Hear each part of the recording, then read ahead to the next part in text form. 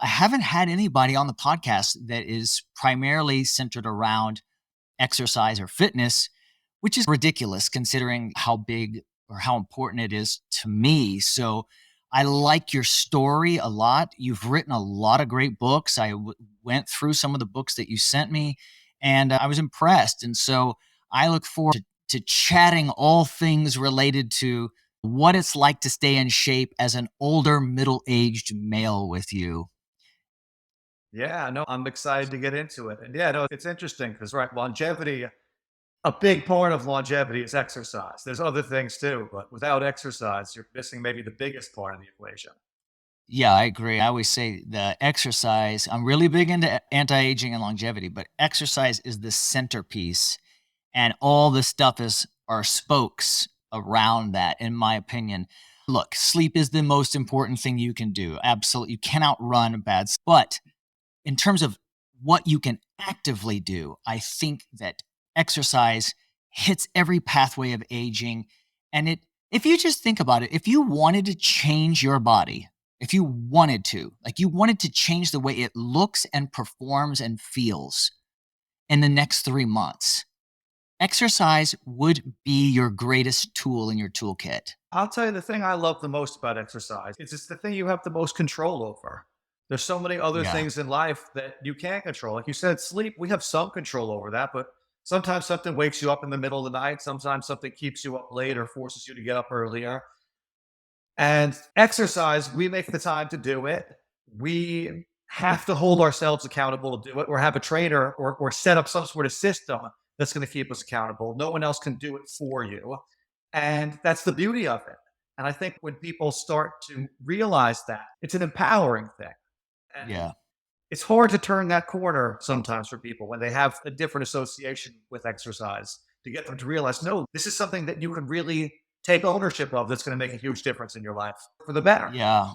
Yeah, I completely agree. And the thing is, everyone's sleeping every night.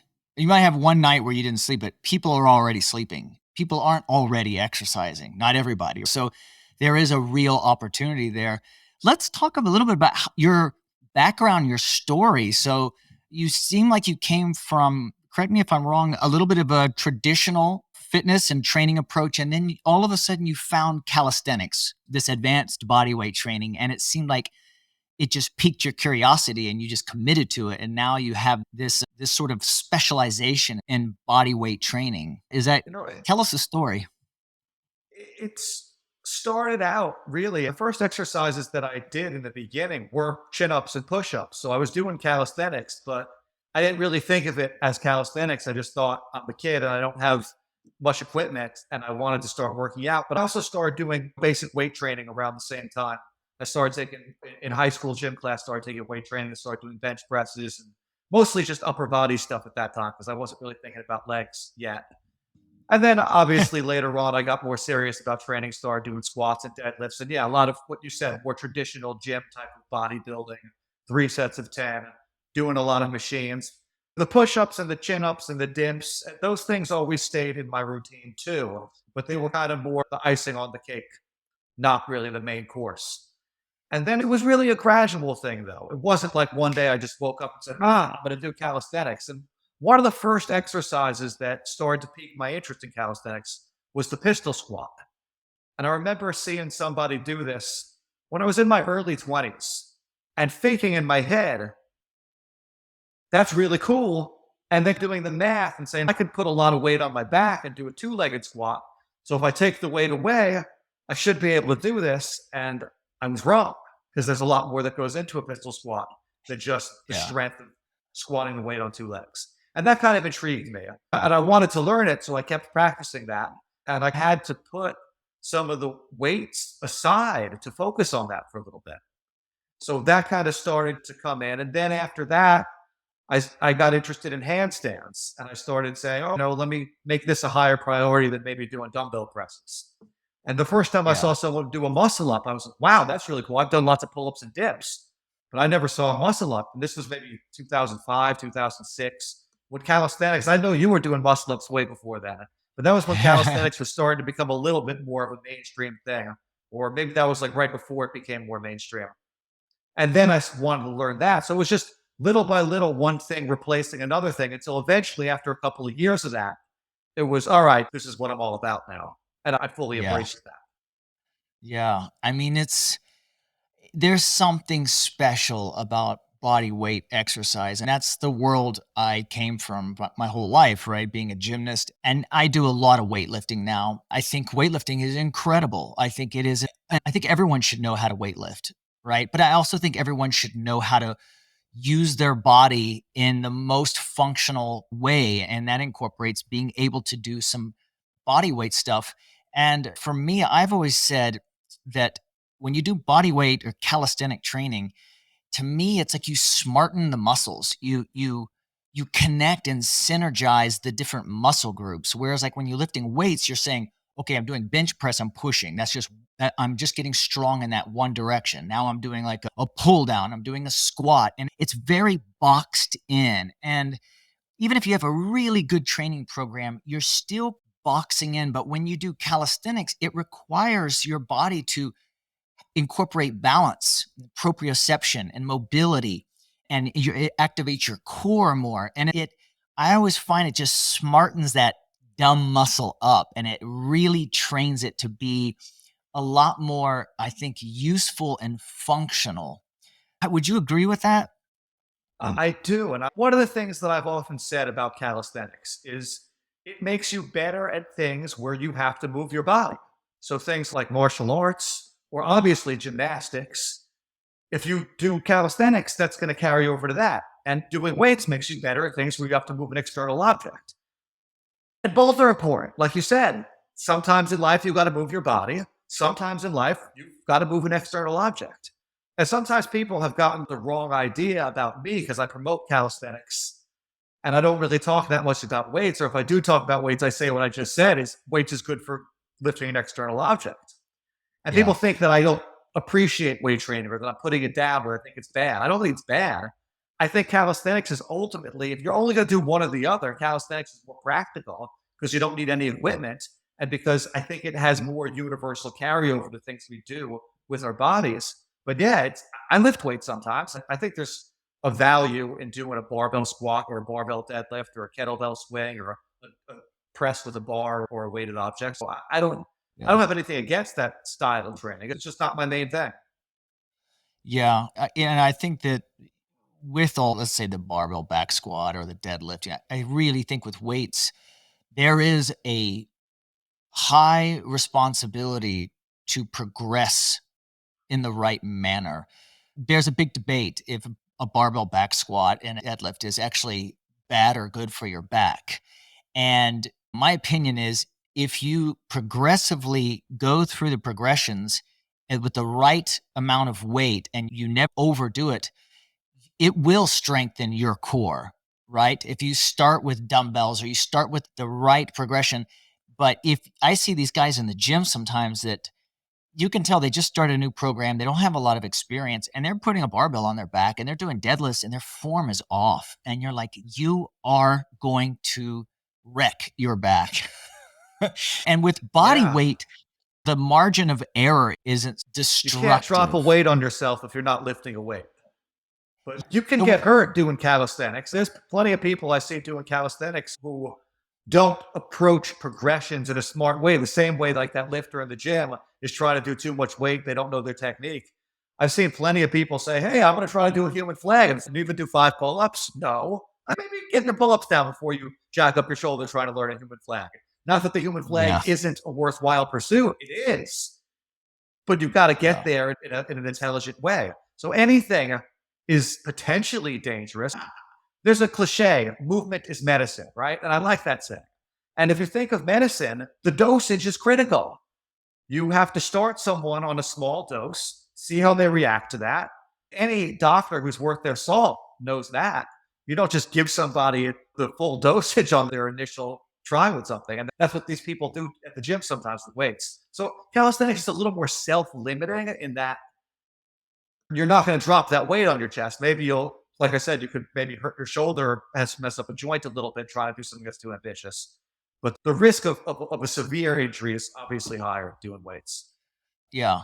Let's talk about some of the limitations.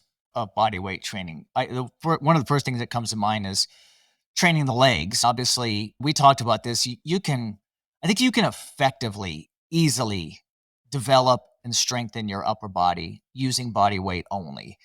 The legs are slightly challenging. It does force you to use some single leg stuff. And for you, are you supplementing with some weight training in order to keep your legs on par? I don't really do any weights currently. I have over the years done weights, and occasionally, if I find myself at a gym or if I go work out with somebody and that's what they're doing, I might do that too. But it's not really a regular part of my program right now. But to go back to what you said a second ago, I agree with you that there's no debate about the upper body. If you just look at gymnasts, like yourself, before you lifted weights, your upper body was jacked. I saw the pictures of you on your website. Like calisthenics can get your upper body jacked. Absolutely. Yeah, yeah, Legs, I my legs, no matter what I do, they don't grow. I have chicken legs. I spent years in the doing weights. They didn't grow. I could do 25 pistol squats on each leg. They don't grow with that either. They just don't grow. yeah, And some people have huge legs and all they do is body weight. And some people have huge yeah, legs and all they do is weight. So I don't know. There's a little more room for debate with the legs. But to that, I yeah. will say people should do what they like. Yeah, I would say things like hip hinging, which would be the equivalent of a deadlift, or you can do a lot of hip bridging and things like that. I like to have these soft dumbbells. They're like those like sand bells, and I think those are like a cool way to you can throw them on your shoulder and do some single leg like Romanian split squats or some hip hinging where you're thrusting your hips up into the air. But it's a lot harder to progressively load the legs in a way to, I think, uh, get that same effect. However, again, going back to the gymnast avatar, if you look at a superhero, they have like a developed upper body and they have a lean, long, muscular leg. They're not like huge and poofy and out of control. Like every time I used to do trap bar squats, it's kind of like a hybrid between a deadlift and a squat, right? When you use a trap bar. But I would get these like Yeah. turnip legs. I would get these like weird looking like turnip legs, and I didn't like it. I was like, I don't like the way this builds my leg. It looks like it's not a pleasing thing. And sometimes vanity is comes into play in this. I'm a big believer, and this is what I was trying to say a minute ago, that the number one factor that determines the way our muscles look is not the modality that we choose. It is our genetics. So someone who is genetically going to have turn up legs is going to get turn up legs if their legs get big. Like me, like I'm going to be a small person. I could get fat if I ate a lot. I get a belly, but I'm never going to be a huge jack looking bodybuilder guy. And that was true when I was lifting, and it's true when I do calisthenics. And I know plenty of people who they're jacked, and no matter what kind of way they train, they're big 6'4", wide shoulders, big thighs. That's just how some people are built. And that said, yeah, there might be a little bit of influence that the exact specific style of training that you do has on it, but really it's genetics. And of course, the other big elephant in the room is steroids. A lot of people take Yeah, steroids and claim to be natural, and that throws yeah, off people's expectations. yeah. I don't think it's that hard to spot. I know enough about growth hormone. I've been on growth hormone at various times. When I tore my Achilles tendon, I told my doctor, I was like, I need the maximum healing capacity. And there you can have these telltale signs like in growth hormone, the skin is like really like thickened and youthful. I can see a lot of times when actors are doing it, I'm like, that looks pretty like enhanced to Well, me. Some people you are know genetically what it gifted. looks like, but the Me, layperson doesn't necessarily know to look for those things. The layperson yeah, thinks, oh, Men's Health says that this person did bench press for 3 sets of 10, curls for three yeah. sets of 10, lat pull down. And that's how The Rock got his physique. That's how a 47-year-old man has 6% body fat and 250 pounds. Yeah, you're right. People It are doesn't always kind of matter what The Rock's workout is. The Rock is a genetic freak who's on tons of gear. yeah. You're Not better to off pick on looking him. at I'm a fan, but I'm just using him as a famous yeah, example. of course. And I think you're better off picking somebody who has a frame very similar to you. I used to always tell this the gymnast I coach. I'm like, find an athlete who's already way better than you, who's already there, and who resembles your body type. and then just watch their technique. Your technique is going to be in line with them. So if you're like a more of a thinner ectomorphic type guy, you should try to seek out people that are of that nature and find what they do. Because to be honest, somebody who's over 200 pounds, their calisthenics experience is going to be a lot different than somebody who's 160. Somebody who's 250 is going to have massive limitations on what they can do with their body weight compared to someone like you or I. So sometimes different body types lend themselves to different types of training, although I will say you'll still get Absolutely. some benefit. Let me ask you this. Did you want to say something about that? Well, I was going to say a lot of times, because I've heard this a lot over the years, as I'm sure you have too. People will see me bust out 20 posts, like, oh, yeah, that's easy. That's your line. And it's always a fat person who says that. The guy who's lean, who's 220 and 6'3" and lean and jacked, he's going to kill it with the calisthenics. It's always Yeah. the guy who maybe is deadlifting a lot of weight, who's got that big belly, who gets on that bar and can crank out 2 reps and then is shot, who's like, oh, it's because you're little. It's not because I'm little. It's because I'm lean. Yeah, it's a good point. And in a way, it's almost the callus. I've always noticed this whenever, because I flip flop, I do a whole weight protocol for 3 months, then I'll go do body weight to smarten the muscle up. Like I said, I'm getting close to that phase because I just finished like a whole 3 month weight training program. And for me, it seems like part of the adaptation to calisthenics is getting lean. It's almost like your body says, in order for me to haul this weight around and to manipulate it in space like you're doing, I cannot have anything extra. Is that something Yes. you've noticed? I've said this for years. Yes. The body adapts to the specific demands of the training. And that is one of the Yes. demands of calisthenics training. Now, that said, if you're eating too much, you're not going to lose weight. Calisthenics carves your body to be pound for pound as efficient as possible. And that's sometimes why, right, calisthenics practitioners aren't going to look like bodybuilders because that's not the goal to be as jacked as possible. It's to move better.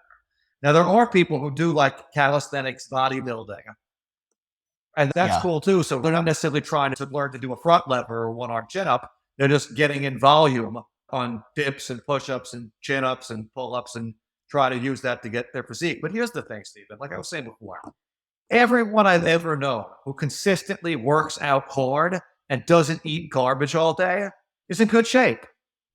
And Yep. that the specifics people love to argue over, oh, this is calisthenics, this is weights, this is better, but we all have more in common with each other. So I don't want to waste time debating someone who's, I think weights is better than calisthenics. Just, that's cool, bro. Do weights. Just do something. Yeah. Just work out. And we're all on the same team.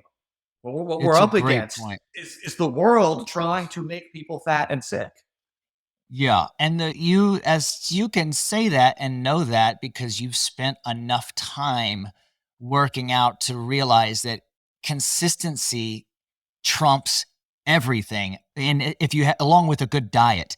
And I have these rules of exercise, and one of the rules is never go 5 days in a row without working out. So never go 4 days really. So never, it by the On the time fifth I've always day, known you got to on work the out. fifth day, you're screwed. You don't want to work out anymore. You And I lost bet you even. rarely even go 4, knowing you.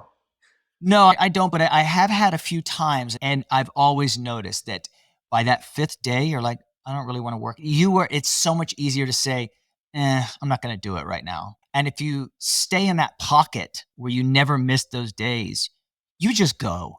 Even if you don't feel like it, you just go and you do a lightened workout. It doesn't matter. It's like brushing your teeth. I know I say this so many times. People are like, please stop using that analogy, but you don't have to think about it. You just do it. So if you just accept, hey, working out is going to be the thing that's going to allow me to live a long, functional life where life is easy. I have good energy. I can functionally move and be pain free.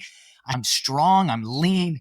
I'm confident because I can take off my shirt and I just feel good about the way I look. Just be consistent and eat well, and then follow your curiosity. If weights makes you curious and you see someone online who you think is a good person that's teaching you fundamentals that make sense, and go for it. If they find you and I'm curious in calisthenics and body weight, then go for it. It's whatever is going to get you excited about it, right? As long as you get your heart rate up and you break a sweat and you experience muscle fatigue, you've got to work out. And there's a lot of Yeah. ways you can get your body to experience those things. Yeah. And I Let me agree ask with you. you on the following your curiosity, because that's what's kept me interested in fitness for this whole journey. Is at the beginning it was weights, and then calisthenics became more interesting. And within those worlds, there's always a new thing to discover, or a new move, or a new variation on something, or a new tool, or a new approach. So it's good to just enjoy the journey. Yeah. Yeah. And you know what else I Speaking of, love? You said that you shouldn't go more than 4 days without working out, and I agree with you. And I thought you were going to say, because from a physiological standpoint, the muscle starts to break down, you start losing your gains, blah, blah, blah. But you did it totally from a mental standpoint, from a yeah. psychological standpoint. You shouldn't go more than 4 days without working out. But both are important, right? Because the other thing's true too. If you don't, Yeah. once you stop working out, the gains go away very quickly. Yeah, and I think for me, it all starts in the mind. If I had to lay out my philosophy in the most basic high level hierarchy, it would be mindset is first. That's your approach. That's how you work out. That's why you work out, and the principles the constitution that you follow for yourself, your principles. Then it would be mobility and flexibility, but more mobility, freedom of movement, freedom of range of motion, right? Dynamic movement. So it would be, so I call it's a 5 M's: mindset, mobility, muscle. That would be your strength training. It would be choose whatever modality works for you. Then metabolism. That would be some form of tiered cardio, the most passive being sitting in a sauna, the most active being a zone 5 sprint intervals or some type of full out intervals, right? Then you have walking in there right after sitting in a sauna. And then you have your zone 2, which is like where you stimulate the mitochondria the most. That's like you're just under like working hard. You're just like you want to run. It'd be easier, better to run, but you're staying in a fast weighted A vest walk or something like threshold, that. a A threshold threshold. Yeah. pace. And then meals. That's the 5th one, meals. So mindset, mobility, muscle, metabolism, meals. That's it. To me, that's your framework. And then you just pick the best things that work for you in that. And that I have a new program coming out soon, and that's how I've devised it. And when I look at it, I'm like, this is pretty much the last program anyone would ever need. If you can just adopt this framework, it doesn't mean that you aren't going to be doing different things. But over time, having done working out for almost 4 decades, what else is there? Am I missing something here? I have a hard time sometimes just wrapping my head around. So you said the mindset is the most important thing, and I agree with you. But like how more Yeah. people don't want to exercise, or rather they do want to, but how they just can't take that step because everyone knows it's good for them. Everyone knows that it's like I said, it's something that you have direct control over. And it's like, Yeah. why not do it? It's right there in front of you. This thing that you can do that it takes a little effort, but it's damn. Are I people know. really that lazy? Is there something else going on? Am I missing something? I've worked in the Well, fitness industry for my whole adult life, and I'm grateful for it, and it's been good to me. But sometimes, Stephen, I can't help but think, why does this industry even need to exist? yeah. Look, I've seen a couple of things that maybe point to it. First of all, it could just be people that don't want to work out. They haven't gotten over the hump. Getting in shape is, if you're really deconditioned, getting in shape is not fun in the beginning because you're getting your ass handed to you, right? It's difficult. When you're in shape, it's so much easier. And that's why I always tell people, don't get out of shape. Don't go 4 consecutive days in a row. The other thing which I find really interesting, and I haven't dove that much into, but I've seen it and I think there could be something here. I don't know if you've studied or looked at, I think Charles Poliquin might have talked about this, but people have different dominant neurotransmitters in their brain. So a neurotransmitter is like a hormone for your brain. Dopamine, we know that's like your drive, your focus, your risk, and like you're always looking for reward type behavior. Those are like your type A type people that are dominant in dopamine. They want to excel, top athletes. Then you have acetylcholine. That's more people that like to learn. This is me actually. Creativity. They really love learning stuff, language. Like it's a learning one. Then you have your serotonin, which is your happy neurotransmitter. That's like your I just feel good. Those are people that are smiling all the time. And then you have your GABA, and that's your inhibitory, relaxing neurotransmitter. That's like when you drink a couple of beers, like that stimulates the GABA receptors. So 50% of people, this is what I've heard, are GABA dominant. Those people don't want to work out. That's my philosophy, is that they are a stark contrast to somebody who's dopamine dominant. If you go to the gym, the people who are in best shape typically look like they are driving from either a dopamine or an acetylcholine dominant behavior. So for someone you can't just change your brain chemistry that way. You can manipulate it with supplements and compounds and adjuvants, but I really think that we're going to find that there's more to that. And it helps give a little bit of compassion for someone who just innately is not looking for that sort of type Yeah, no, behavior. that's a very interesting explanation for it. And I did sound a little bit like I was lacking compassion a moment ago. And Don't of worry course, about it. I've worked with many clients over the years who were beginners who had a hard time with it. And I did not come at them with the kind of vigor that I was expressing a moment ago. I met them with a much more compassionate, patient mindset. And in many cases, helped them down that path. And I understand that the psychology behind it is very complicated.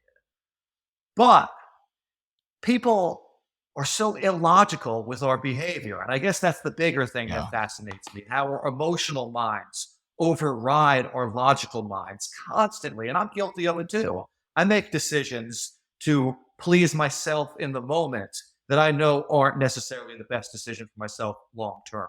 So I can get it. And I guess also you and me, as people who've worked out for so long, we know how good it is. They don't. They haven't experienced it. You can't Yeah. explain something to someone who's never felt it for themselves. Yeah, and the process takes a little bit of time and patience. It's like I always tell people when they come up against that roadblock where it's you can tell they're not believing. And I'm like, if I told you to watch your fingernails It takes for faith. 5 minutes, I said, watch your fingernails for 10 minutes, 30 minutes. Are they grow? And then tell me, did you see them grow? No. But in 2 weeks, don't clip your 3 weeks, don't clip your fingernails. Did they grow? I'll ask you, and you'll be like, yeah, they did. That is working out. You cannot perceive the difference in your sort of ram of logic, but over time the results start to appear, and then you're like, oh shit, this is really working. This being consistent is really having an effect. And then at that point, if you can get over the hump, like I said, and you can start priding the fact that, hey, this just feels great. Even if you took a blood test, let's say, and maybe your biomarkers improved, you start having some proof and a feeling that, wow, this thing really does do some positive things. But when you're sitting on the sidelines, you ain't going to see anything for a month. You better commit to at least a month before you're going to start to feel like your hormones turn on. And as soon as your testosterone raises, this is why I like weights. If you can put someone on a progressively loaded program and you get them doing compounded lifts, the first month is about turning on your hormones. We get your growth hormone up, we get your testosterone up. All of a sudden, you feel better, you start getting stronger. It lays the foundation for you to pack or put muscle on and get stronger.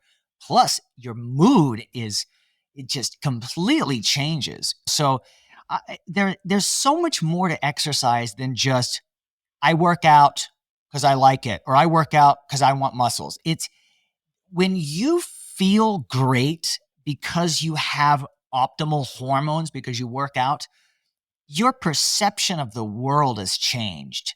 You feel better. You think different thoughts. You take more chances on things. You step out into the spotlight and opportunities when someone says, hey, I need a volunteer. Yeah, I'm ready. Because you lean in on life when you work out. You know what I mean? Well, I do, because what I was saying earlier about working out being one of those things that you have control over in a life where there's a lot of things out of our control. Once you start to see that and you start saying, oh, these actions that I'm taking are leading to the outcome that's making me feel better and look better, Then you start trying to extend that into other avenues of your life. Then you're like, shit, maybe I should ask for that raise. Maybe I could get it. I didn't think I That's could do right. those 10 pull-ups, but I trained and I did that. Maybe I should leave this relationship that fucking sucks. Maybe I could find someone better. Maybe I'm not Yeah. stuck with this person forever. And that is when you have a client who gets to that level where it goes beyond just the physical changes, they become a different person. That's beautiful Yeah. to see as a coach. And that's beautiful in my own life to have experienced. I feel, and you too, we've made the lives that we want for ourselves. And that's not to say that we haven't been fortunate. We've been very lucky, both you and I. But Yeah. we've also worked hard and taken specific actions to get the path that we want to unfold. Yeah, no, it's just more to the power of embracing exercise and just turning off that thing that, I don't feel like, just turn it off. Just do it anyways. Do it anyways. But I think we've locked down. I think anyone who's listening to this is probably okay. I got some good kernels of knowledge that I'm going to apply. Let's talk a little bit more about application. Let's say let's talk, what are the overall attributes of a well-rounded program in terms of if someone is saying, I want to get started on this, what would a program look like? What are you asking On, of them? on the most basic level, there's three movement patterns that I would say are very important to train. The first one is squatting.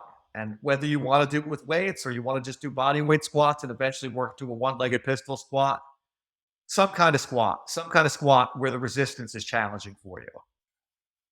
Some kind of thing where you're pushing, whether that's doing push-ups or doing a bench press or doing a handstand or doing overhead press. You've got to push against resistance and you've got to pull against resistance. And obviously, once you get going, there's a million other things you can explore and you follow your curiosity.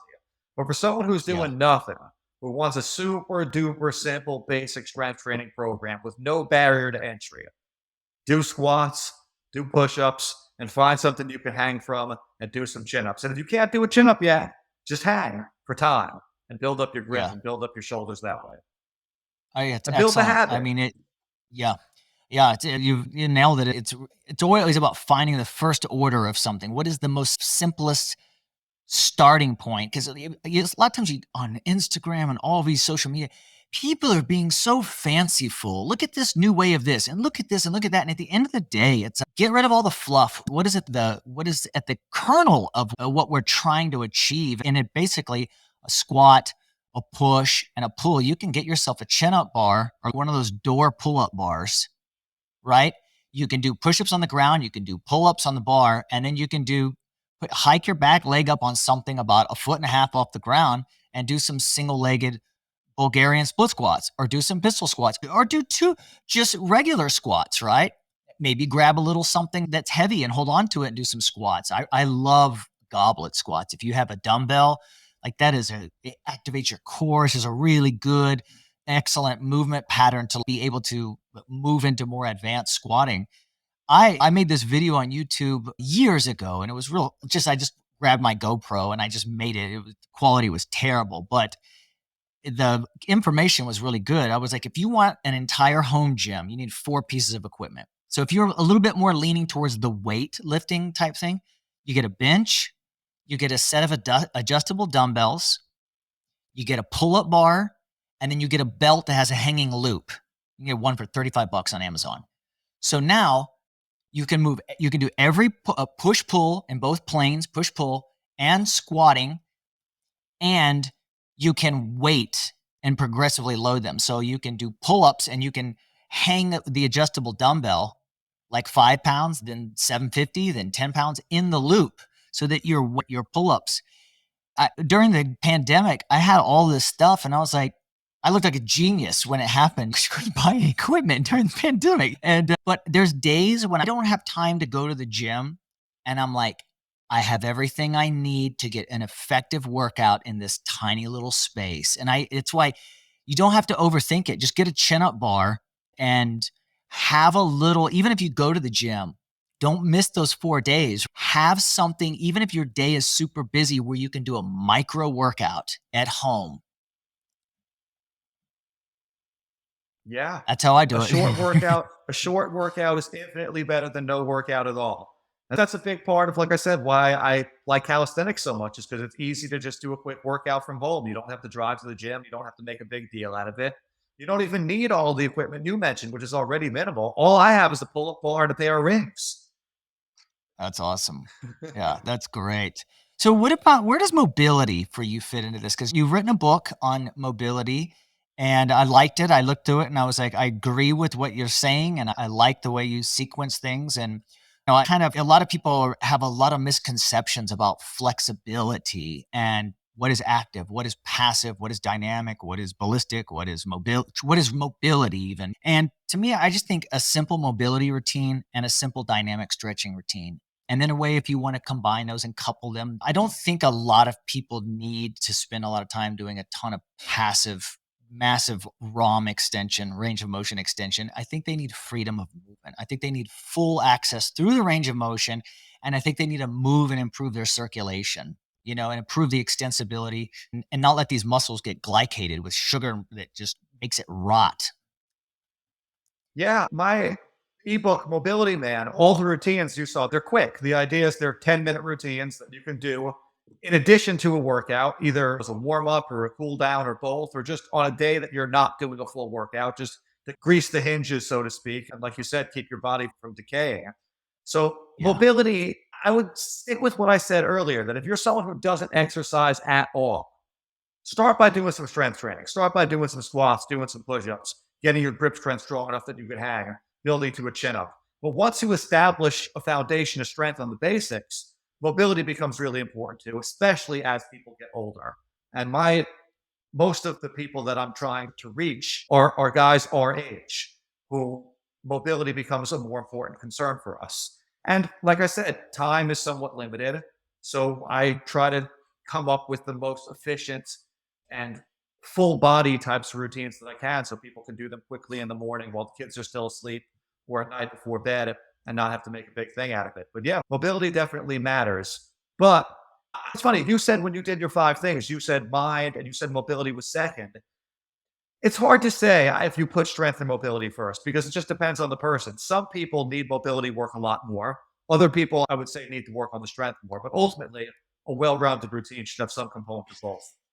Yeah, I think it matters more if you're going to be loading your body with weight and you're on an unstable surface that is not moving correctly, you're going to eventually get injured if you don't have your stability locked in. And really, when I look at a proper mobility in that mobility category, it would be mobility and dynamic stretching and warm up, but it would also include posture correction. So a lot of people have altered movement patterns. They are tight on one side of the joint, the muscles are, and the opposite side is too loose. And so they're not force coupling the muscles. So that when you do a squat, they're not recruiting all of the muscles engaged, the glutes and the quads and the hamstrings. They're not synergizing in the right movement. And so some of the muscles are taking the brunt of the load.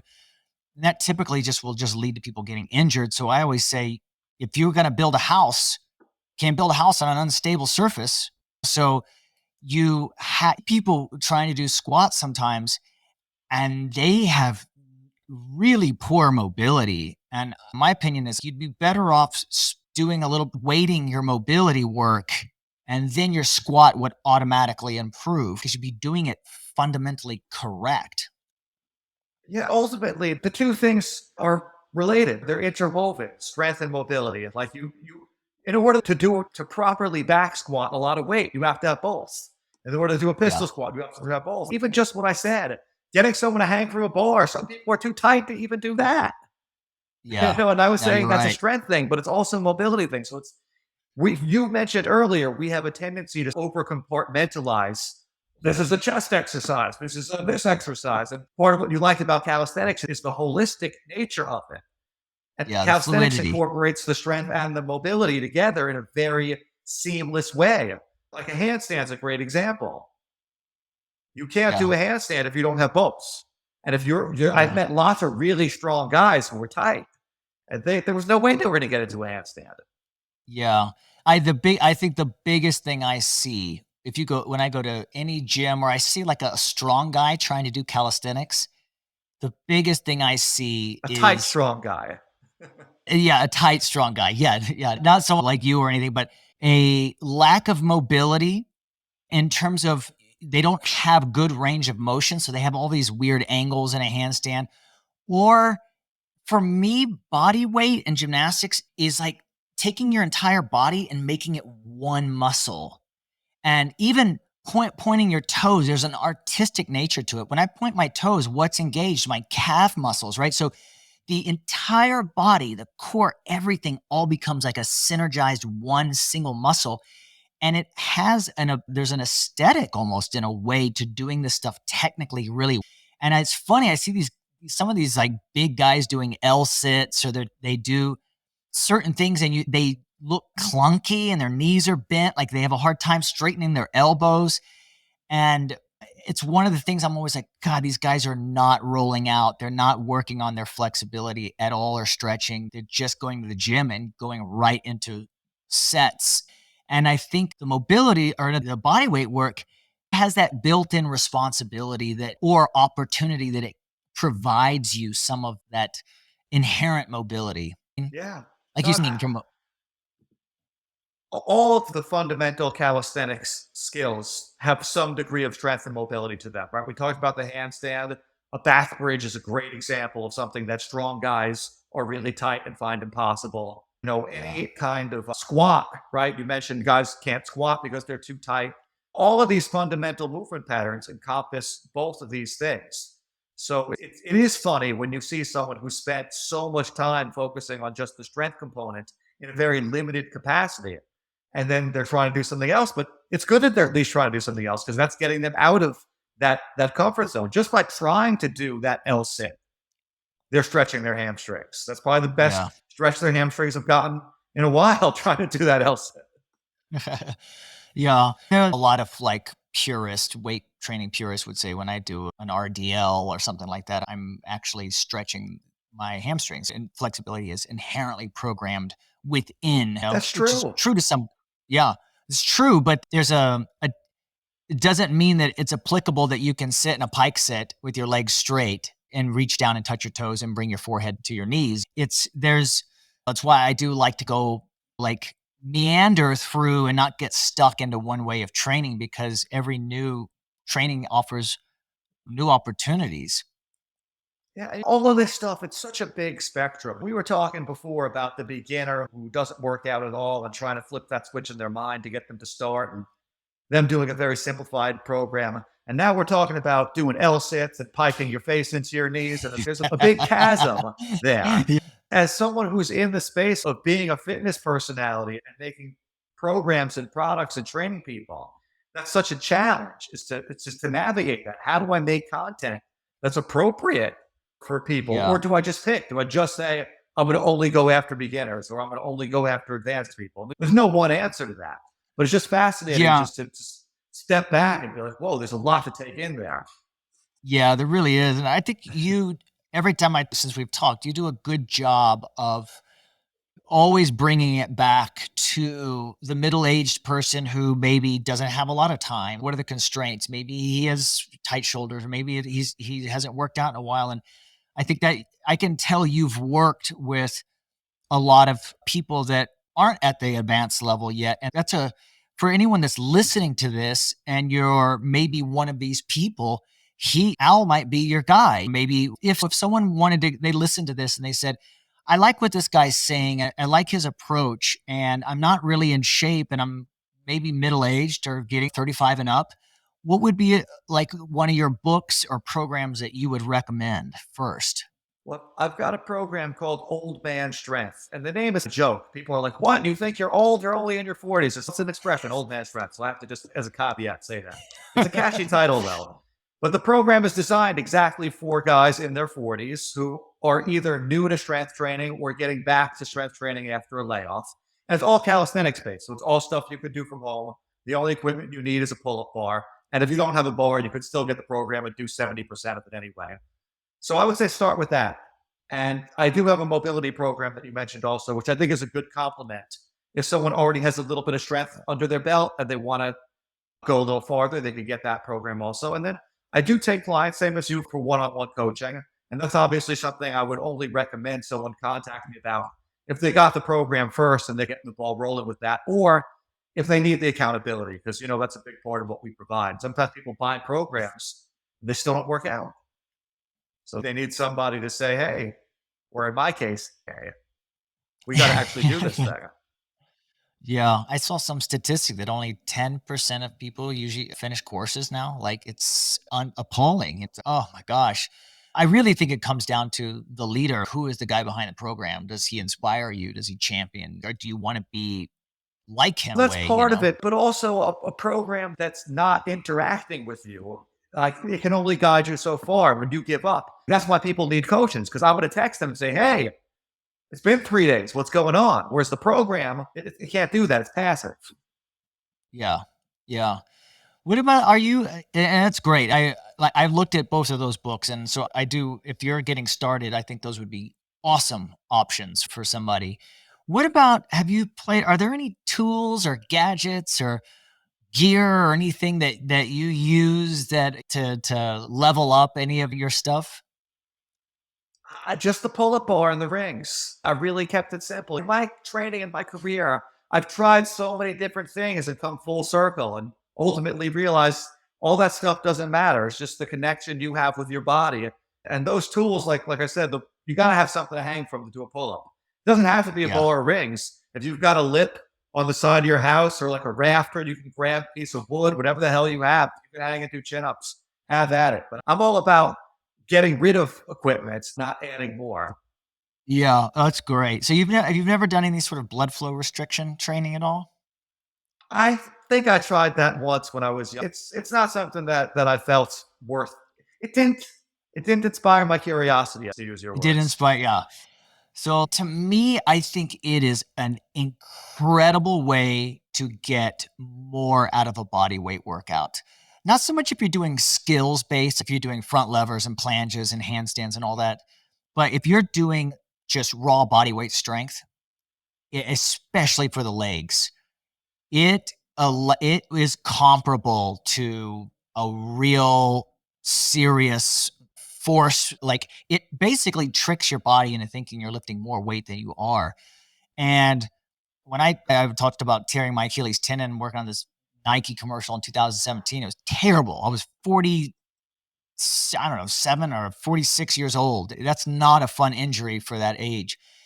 And I did a ton of blood flow restriction, and my legs, when I got done doing that, I looked like my legs were unbelievable. They were the most fit and functional. They looked like I looked like a track runner. It was amazing. My even fiance was like, "Wow, I've never seen your legs look like that."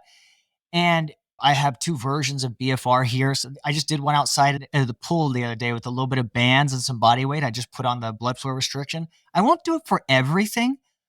I think if you ever come out to Vegas and we do a workout, I'm going to put them on you and we'll see potentially what you think because Okay. sometimes something like that, I always say if you're older and you're really afraid of bearing weight on your body. So if you're 60 and older, I always say these are a great route. If you're coming back from an injury or you're in a hotel room and on a trip and you're like, I don't have time to go to the gym. I'm just going to throw in these BFRs and I'm going to do some squats and some single leg squats. You are not going to lose your muscle. No way. If anything, you're going to build the muscle. It's really awesome. Anyways, So why do you think it isn't more popular if it's that effective? I think it's niche. I think it costs money. Usually any good reputable system is going to cost a few $100s. I think I know the CEO of Katsu, which Katsu was created by this guy Katsu in Japan, and he's got to be 80 now, and he looks amazing. He's amazing, and he is the pioneer of this. They've used it a lot. They have a lot of case studies. I follow them, and I just think it's one of those things that it's starting to gain in popularity, but a little bit more in the biohacking community. I know it's in traditional fitness as well, but I Yeah, I've think heard of a lot of people over the years using it. It's just always seemed to be a fringe thing, and yeah, it just never seemed like something that I needed to pursue. But uh, I'm not closed minded on it. But yeah, I'm surprised. That's not where I expected you to be going with this.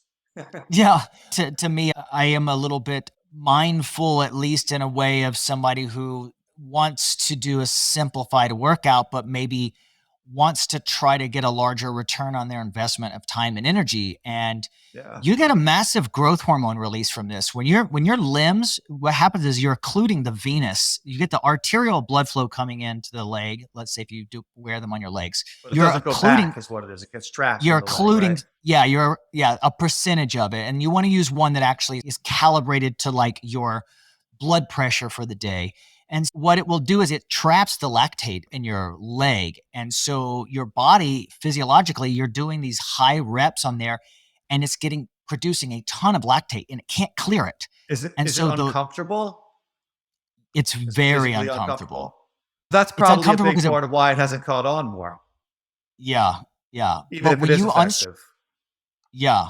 But when you unstrap that leg, the lactate goes and it hits the hypothalamus and it upregulates your growth hormone. So you get this physiological boost. It's a pretty interesting It thing. It's it safe, makes you know. sense. I like sauna and I like cold plunging, and the science behind that is similar, right? The Yeah. vasoconstriction, and then the blood Yeah. flow improves when you're taking it away. So I'm open to doing it. It's just, yeah, not really. Yeah. That's been a part of my world.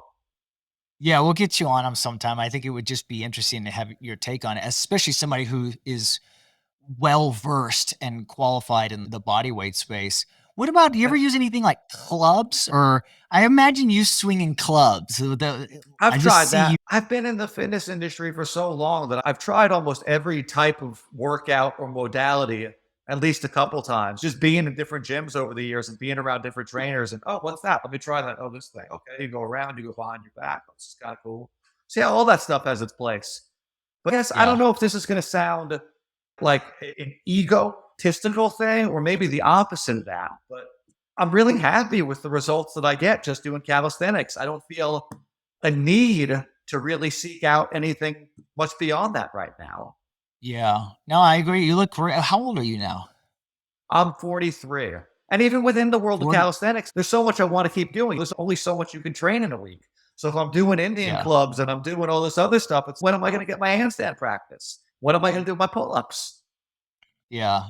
No, I respect that. You pay for what you want to be good at by not being able to do other things. And I think 42, I think you're in great shape. By the time people are in their 40s, there's a couple people saying this. I forget who I yanked it from. Like, you need to try to build your body by the time you're 35. Because once 35 hits, things start going downhill, right? The landscape starts changing. And I think that if you can solidify your body and your habits before you get too much into your upper 40s, you can be on your way to, I think every year it gets increasingly more difficult.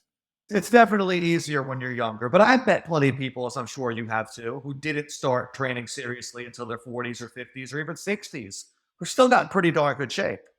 So it's Yeah. not too late. I don't want someone listening to think, oh, I'm already 37. It's too late for me. It's definitely not. You're still a young man. Don't be fooled by the Yeah. name old man strap. If you're in your 40s, it is not too late.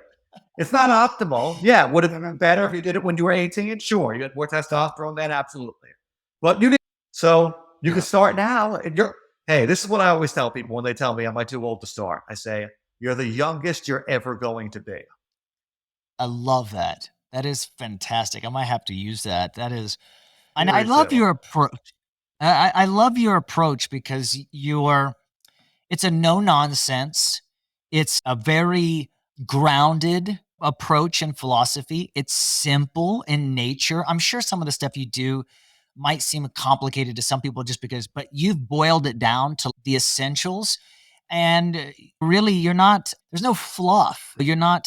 I find myself, because I consider myself to be, I get really far down the rabbit hole in a lot of areas of my life. It's my nature that acetylcholine dominate. I have every fitness gadget known. And I use them. And it's nice to hear. It's refreshing to hear someone just say, just keep it simple. Just get a bar and just do a simple mobility routine, like in your mobility book. Do your three major patterns and maybe some extra satellite stuff I'm sure that's in there, and don't make a fuss about it. And then there's no excuses that way, right? Because you don't need eliminate all the need. So it's really admirable. I respect your approach a lot. And I think it's worthy of people paying attention to you, as I'm sure they've had. Thank you. It's really nice to hear. And I respect you a lot too. So that means a lot coming from you. And the people who my message resonates with, it resonates with. And they're like, wow, nobody's really ever said it this way before. And there's plenty of other Yeah. people who my message doesn't resonate with. And that's great because there's a million other influencers. They can listen to those people instead. Yeah. I do want to ask you because I saw a little bit when I was reading about you on your website. You have some interesting sayings with your tattoos. If Yeah. you could maybe, and some philosophies around them that were like really cool. Maybe if you give us like a few of the So sayings you have. most of my tattoos are not words, but I've got a few that are. The one on my neck says nothing lasts forever. And that is what I was saying before. You're the youngest you're ever going to be. So if you want to do something, do it now. Take action and do the thing. But also, it works the other way too. Appreciate all the stuff you have because everyone has things they take for granted. We all have things that we want that we don't have yet. We also have things that we've achieved that we used to really want and we have now. We forget that there was a time when we really wanted that thing and now we have it. So that's what that one's a reminder of. And then I have the ones on my wrists. They say believe and achieve. And that's just you set your mind to something and you don't take no for an answer. Eventually it'll hopefully happen. Yeah. That's awesome. You're almost, have you done a lot of work, like spiritual, and do you do a lot of yoga or do you do a lot of meditation? I've done quite a few of both of those things over the years. Yeah. Yeah, because you come across as somebody who's centered and philosophically aligned in your principles, and I find you really approachable and knowledgeable, but like a I don't know. I keep throwing these compliments at you, but I'm I impressed know. I with love it. your Keep them coming. yeah. Just keep them coming. But I have to say, especially in the fitness world, where a lot of it can be dominated by how somebody looks or how big they are or a lot of flashy stuff. You're a very grounded, salt of the earth type person in it. And I think it's for you being the first person on my podcast that we really got to dive into some of this. I think it was fantastic because whoever's listening to this, you don't have to complicate it. Reach out to Al or get his books and start small. Make it an easy win. Hit home runs where you're just doing something that you can do that's super simple and just progressively build on that. And before you know it, a few months, a year, 2 years later, you're going to be an entirely different human. Yeah. About the tattoos, the believe and achieve, I got these a long time ago. If I were to do it again, I would just get the believe. I wouldn't even get the achieve because the achieve is less important. The believe is what really matters. Yeah. Yeah, it's funny because when we're young, we're all about knocking down these big goals in life and achieving. Like for me, I was had to be an Olympian when I was 10 years old, and I spent And you did it. You 16. believed and you achieved. And that's cool. That's exactly what I'm talking about. Yeah, and then as I've gotten older, I think that it's really about living in the process. Like nobody, you know what happened when I made an Olympic team? The day I made it, when I finally made it, I went back to the hotel room. I looked at myself in the mirror and I broke down and cried. And it was almost because it was like, now what? Now what? I spent my whole life, everything I knew, Now, trying to do this. well, the next step was you get a medal, and you did that too, right? Inevitably, something will always come into the next thing that you're trying to do, but it's really about the process. And it's even with this fitness, I think if I wanted to close this thing up, it's not about having 8-pack abs year round. You can have that if you want it. I love having it because it's a dashboard. If I'm maintaining myself, it's like if I lose my core, that I can't see if I'm in line or not anymore. I won't know the difference between an extra 1 or 2% of body fat once I can't see the muscle. But the point I'm trying to make is that it's about embracing the process and finding a way to weave it into your life and enjoy the process enough and appreciate the struggle of the process where the results automatically happen It's just a matter of time, right? If you act in order to, like when we're talking about the Olympics, we'll bring it up again, but in order for me to be an Olympian, I had to act like an Olympian. That's what I realized after I missed it the first time. I'm like, oh, you were waiting to be an Olympian before you actually believed it. You have to say, no, I am one. I live like one. And that's who I am. And then all of a sudden, the goal, it just happens for you because you've been living it. And it's the same thing with exercise. It's just, I want to be a person with more energy. I want to live in a strong body. I want to be healthy. I want to be physically fit. I want to have that confidence about myself. Okay, if you have that, just focus on the process. What do you do today? What do you do the next day? What do you do the next day? Don't fret over it every single day. It's not working. It's not working. Just call yourself what you want to be and live moment by moment as though you are that.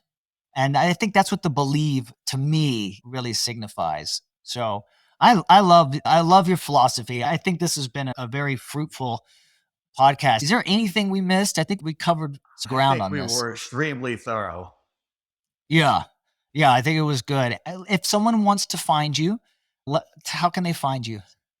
When I was a kid, I didn't like that I had such an unusual last name. My last name, Kavadlo, it's spelled Kavadlo. There were no other kids with that name. But now I love that I have such an unusual name because if you Google those 7 letters, are very easy to find. So that's all you have to do is, even if you just get Kavad, if you've got Al, Google, or if you're not using Google, the search engine will probably know who you're looking for. Yeah. Fantastic. Yeah, I give your stuff my highest recommendation, especially if you're somebody who's getting that middle aged and you're looking for a guy. I think Al I don't think they can go wrong with you, man. I really appreciate you Thank you. coming on, and I appreciate you reaching out to me and asking to be on the podcast and as a listener. And I really respect that. I'm glad to meet you, and I look forward to keeping in contact with you.